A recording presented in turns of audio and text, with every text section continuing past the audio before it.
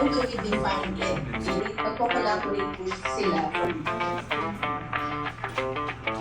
Okay, so next slide. So we will be diving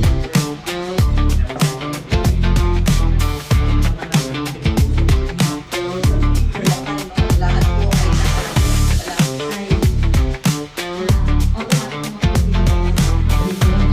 under ng environmental policies ng Santa. So ito po ang aming magre-react. But this one is po, itan po kami sa Pigaho. So ito po yung napagkasunuan ng Pigaho namin with our provincial government. Dito, nakakita ko sa BB Workforce. Tandaan, para sa kalusugan, tamang gamit at posisyon, tamang buwan. Pag nasabayan siya ng pagkaan ng blood sugar, ayun po yung very good.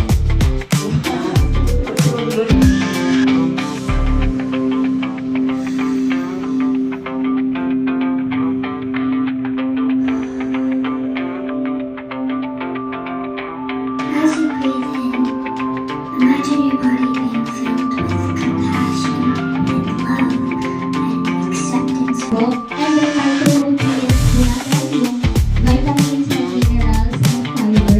Yung water po, sabihin niyo po sa po kasama macro or Journey allows you to experience highs and lows and light and dark and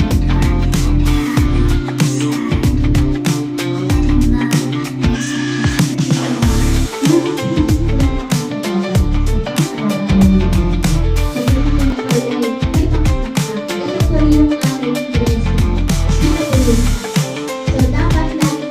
Total well-being natin, the way yung outlook natin sa buhay, kung paano tayo mag-isip yung pananaw natin, kung paano natin i-accept yung mga bagay na dumadating sa atin, either stress, challenges, struggles, and everything, kung paano natin hinahandle at binabalance.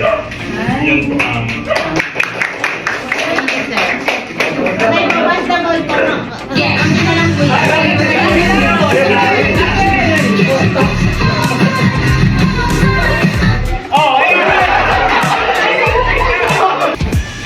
Ano ang isang paalala na gusto mong ibigay sa sarili mo para maalagaan ang mental health?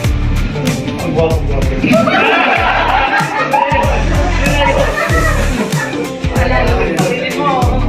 Siguro,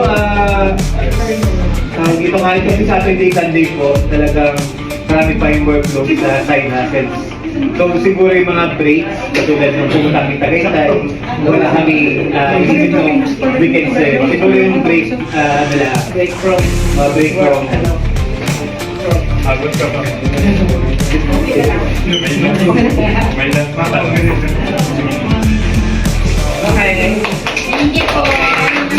Ayan, so maraming salamat po, Mary.